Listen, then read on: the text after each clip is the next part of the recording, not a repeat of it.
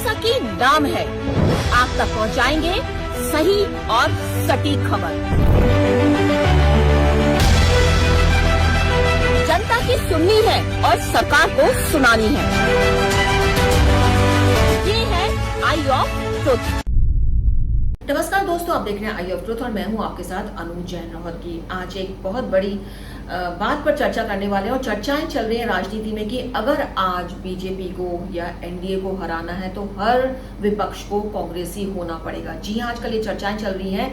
TMC की जो हार हुई पश्चिम बंगाल में, उससे बीजेपी तो बहुत ज्यादा मजबूत हो गई, लेकिन साथ में ममता दीदी की हार ने पूरे देश की राजनीति में जो बदलाव का एक बड़ा बदलाव हो गया है, उसका एक बड़ा संकेत दे दिया है। ये संकेत धीरे धीरे दिया जा रहा था, लेकिन ममता दीदी की हार ने एक बड़ा संकेत सामने रख दिया है कि अब क्षेत्रीय दलों का वर्चस्व भारतीय राजनीति में खत्म सा होने लगा है। जो पहले क्षेत्रीय दल जिनका दबदबा होता था, जिनकी अपनी पैठ होती थी, टीएमसी की जो हार हुई है, उसके साथ साथ डीएमके की जो हार हुई है, जो दो विपक्षी स्तंभ थे, जो लुढ़के हैं, उससे अब साफ लगने लगा है कि अब जो क्षेत्रीय दलों की राजनीति थी वो खत्म होती जा रही है। और तभी ये बात सामने आ रही है, लोग इस पर चर्चाएं कर रहे हैं कि अगर अब बीजेपी को हराना है तो कांग्रेस से निकले तमाम दलों को वापस कांग्रेस में आना ही पड़ेगा। जी हाँ, ये चर्चाएं गर्म हो चुकी हैं।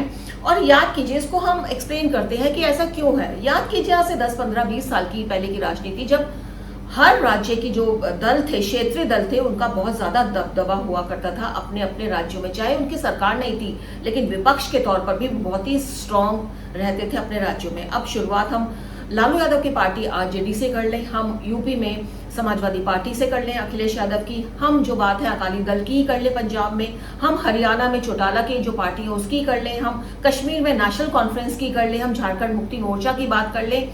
ये जो तमाम पार्टीज हैं, जो अगर देखा जाए तो अपने समय में ही अपने क्षेत्रों में बहुत ज्यादा इनकी पैठ थी, इनका बहुमत था, लोग इनको फॉलो करते थे, लेकिन समय के साथ साथ धीरे धीरे इनकी पैठ खत्म होती जा रही है। और कई तो पार्टी ऐसी है जिनका वर्चस्व ही खत्म होता जा रहा है, जिसमें बहुजन समाजवादी पार्टी की अगर बात करें, मायावती की जो पार्टी है अगर हम उसकी बात करें, तो ये जो तमाम पार्टी थी इनका अपना अपना एक वर्चस्व था। और याद कीजिए अटल बिहारी वाजपेयी का वो जमाना जब उन्होंने सरकार बनाई थी एनडीए की और 11 दलों का समर्थन था, और हर दल जो था केंद्र से जवाबदेही करता था, केंद्र को धमकी देता था कि हम विड्रॉ कर लेंगे, क्योंकि उस समय क्षेत्रीय दलों की बहुत ज्यादा चलती थी। लेकिन समय के साथ साथ क्षेत्रीय दल धीरे धीरे खत्म होते जा रहे हैं, चाहे वो लालू हो, चाहे वो अखिलेश यादव हो, चाहे वो कांग्रेस कश्मीर में हो, चाहे वो हरियाणा में हो, चाहे वो अकाली दल हो, चाहे वो झारखंड में हो, चाहे वो ईस्ट की जो छोटी छोटी पार्टियां थी वो भी खत्म होकर के विलय कर रही हैं, या तो कांग्रेस में या बीजेपी में। और हाल फिलहाल में जो सबसे ज्यादा झटका लगा टीएमसी की हार से लगा है, इसको इसलिए भी माना जा रहा है क्योंकि अभी तक यही कहा जा रहा था कि एक अकेली ममता बनर्जी हैं जो बीजेपी के खिलाफ डट कर खड़ी हुई हैं। और पश्चिम बंगाल में पिछले 15 साल से ये ममता दीदी का ही करिश्मा था कि बीजेपी को हरा के आ रही थी। और अब उनकी हार के साथ जो क्षेत्रीय दलों का पतन खत्म होता जा रहा था, अब लगता है वो बिल्कुल लुढ़क गई है। एक तरफ ममता दीदी की हार हुई और दूसरी तरफ डीएमके की हार हुई है। और एआईएडीएमके के जो साउथ के बहुत ही प्रोमिनेंट तमिलनाडु की जो पार्टीज थी, ये भी खत्म सी हो गई है बिल्कुल। एआईएडीएमके के तो खत्म होने के कगार पर है, डीएमके फिर भी थोड़ी बहुत बची है, लेकिन हाँ, वर्चस्व बिल्कुल खत्म हो गया। तो ऐसे में इन सबको देखते हुए चर्चाएं ये चल निकली हैं कि क्यों नहीं सभी विपक्षी दल कांग्रेसी बन जाए। और ये कांग्रेसी बनना कोई बड़ी बात नहीं है, क्योंकि इनमें से ज्यादातर यही दल हैं जो कांग्रेस से निकल कर बाहर आए हैं और अपनी अपनी पार्टी बनाई है। और हाल फिलहाल में इस चर्चा को कैसे हवा मिली, हाल फिलहाल में जब ममता बनर्जी और सोनिया गांधी मिली तो लगने लगा था कि ऐसा कुछ होने वाला है, क्योंकि जिस तरह से ममता बनर्जी का हाल हो रहा है, टीएमसी का अस्तित्व पश्चिम बंगाल में लगता है खत्म सही होने वाला है। जिस तरह से सांसद, नेता, विधायक, कार्यकर्ता छोड़ के जा रहे हैं टीएमसी को, तो ये सब देखते हुए ये चर्चा जो है सामने आई है कि क्यों ना इन जो दल हैं, ये तमाम दल हैं जो निकल के गए हैं कांग्रेस से, क्यों ना वापस कांग्रेसी बन जाएं और बीजेपी के खिलाफ अपनी लड़ाई शुरू करें। तो यहाँ पे एक बात दोस्तों हमको बतानी बहुत जरूरी है, और जिस पर हम चर्चा भी करना चाहते हैं कि ऐसा नहीं है कि अभी हाल फिलहाल में ही जो दल है वो कांग्रेस से निकल कर गए हैं। जैसे ममता बनर्जी और शरद पवार की अगर हम बात करें, दोनों को कहीं 15 साल हुए हैं कांग्रेस से निकले हुए। ममता बनर्जी 1997 में निकाली दी गई थी कांग्रेस से, 1998 में उन्होंने अपनी टीएमसी बनाई। जहां तक शरद पवार का सवाल है, सभी को पता था कि वो राजीव गांधी की मौत के बाद सोनिया गांधी को ना वो पद देना चाहते थे ना सम्मान, और उन्होंने अपनी एक एनसीपी, अपनी एक अलग पार्टी बना ली। तो ये दो पार्टियां सामने है, लेकिन ये शुरुआत जो है आपको बता दें कांग्रेस से निकलने की शुरुआत कब हुई है। 1923 में माना जा रहा है कि कांग्रेस से सबसे पहले चित्तरंजन दास ने बगावत की और कांग्रेस से अलग होकर अपनी पार्टी बनाई, स्वराज पार्टी की स्थापना की। उसके बाद सुभाष चंद्र बोस कांग्रेस से अलग हुए। 1939 में सुभाष चंद्र बोस अलग होकर के उन्होंने अपनी ऑल इंडिया फॉरवर्ड ब्लॉक बनाई पार्टी। ये हम सुभाष चंद्र बोस की बात कर रहे हैं। इसके बाद उड़ीसा के कद्दावर नेता बीजू पटनायक, कौन नहीं जानता, लेकिन कभी एक समय में ये कांग्रेसी थे, लेकिन कांग्रेस में इनकी लड़ाई हुई किसी मुद्दों पर, उन्होंने अपनी एक अलग पार्टी बनाई, बीजू जनता दल। और ऐसे ही चौधरी चरण सिंह की बात करते हैं। चौधरी चरण सिंह के बारे में कहा जाता है कि जवाहरलाल नेहरू से उनकी कुछ कृषि संबंधी विषयों पर तूतू मैमा हुई और उन्होंने अपनी एक अलग पार्टी बना ली। चौधरी चरण सिंह ने, जिनके जो पोते हैं जयंत चौधरी, वो अभी इस समय एनडीए में हैं, उनकी जो पार्टी अभी भी चल रही है।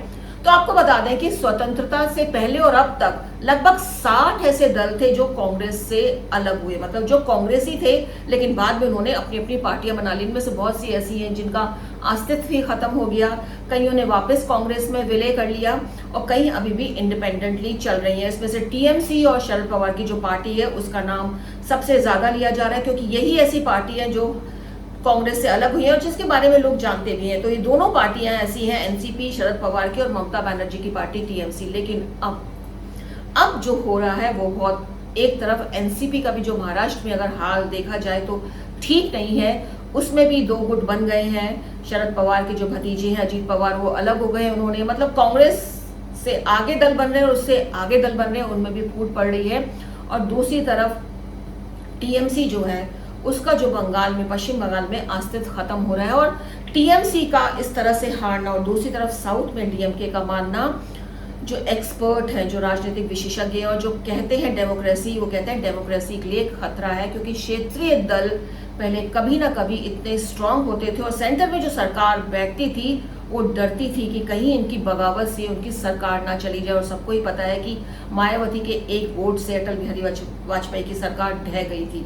जी हाँ, मायावती जो यूपी बहुजन समाजवादी पार्टी की मुखिया है, सबको पता है उन्होंने क्या किया। तो पहले क्षेत्रीय दल इतने स्ट्रांग हुआ करते थे, उनकी चलती थी, लेकिन आजकल ये सब नहीं है। और बदलते सिनेरियो में इसलिए ये जो मांग है, जो ये जोर पकड़ रही है कि अगर डेमोक्रेसी को बचाना है और अगर एक अच्छी विपक्ष खड़ी करनी है सरकार के सामने, सरकार स्ट्रांग हो तो बहुत अच्छा है, लेकिन डेमोक्रेसी तभी अच्छी रहती है जब उसका विपक्ष स्ट्रांग हो। इसलिए ये मांग पकड़ती जा रही है और ये कहा जा रहा है कि अब जो बिखरे हुए सारे कांग्रेसी दल हैं उनको वापस फिर से विपक्ष को कांग्रेसी बनना पड़ेगा, तभी वो एनडीए के सामने खड़ी हो सकती है, तभी वो बीजेपी को चाहे मात ना दे, चाहे हो सकता है आने वाले चुनाव में वो हराए ना, अपनी सरकार ना बनाए, लेकिन हाँ एक मजबूत विपक्ष बनकर लोकसभा में जा सकती है, संसद में पहुंच सकती है, तमाम तरह के कानूनों पर अपनी राय दे सकती है, एक तरफा कोई भी कानून पास ना हो इस पर पूरी नजर रख सकती है। तो ये चर्चा चल रही है और इसमें कोई बुराई भी नहीं है अगर ऐसा होता है, अगर इस तरह से विलय होता है कि यानी कि शरद पवार जो हैं, अजित पवार जो हैं, ममता बनर्जी जो हैं, नवीन पटनायक जो हैं, ये जो तमाम कांग्रेस से निकले हुए दल और छोटे छोटे दल हैं जो वो वापस कांग्रेस में आ जाए, तो कांग्रेस एक बहुत बड़ी मजबूत पार्टी बन जाएगी। और इसमें कोई दो राय नहीं है कि अभी भी कांग्रेस देश की सबसे बड़ी विपक्ष की पार्टी है। उसके 99 सांसद हैं इस समय, और इस समय कांग्रेस को जो देश का लगभग बच्चा जानता है, क्योंकि बहुत ही पुरानी पार्टी है और कांग्रेस के नाम पर लोग आते भी हैं सामने, बात भी करते हैं, वोट भी देते हैं। लेकिन कांग्रेस से बिखरे हुए दल अगर वापस कांग्रेस में आते हैं तो ये कांग्रेस को स्ट्रांग बनाएगा और एक स्ट्रांग कांग्रेसी आज इस समय एनडीए को मुकाबला दे सकती है। ये बात विपक्ष को जितनी जल्दी समझ में आ जाए उतना ही बेहतर है।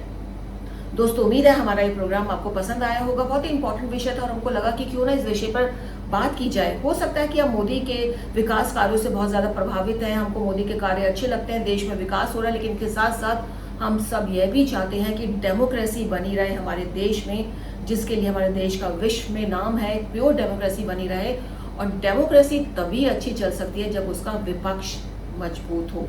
तो विपक्ष को मजबूत करने के लिए आज हर विपक्षी दल को कांग्रेसी बनना पड़ेगा, ऐसा माना जा रहा है। उम्मीद है हमारा ये प्रोग्राम बना आपको पसंद आया होगा, और हमारे साथ ऐसे इसी तरह के प्रोग्राम के बारे में जानकारी लेने के लिए, हमारे साथ जुड़ने के लिए आप हमारे चैनल को देखते रहिए, बने रहिए हमारे साथ आई ऑफ ट्रुथ के साथ।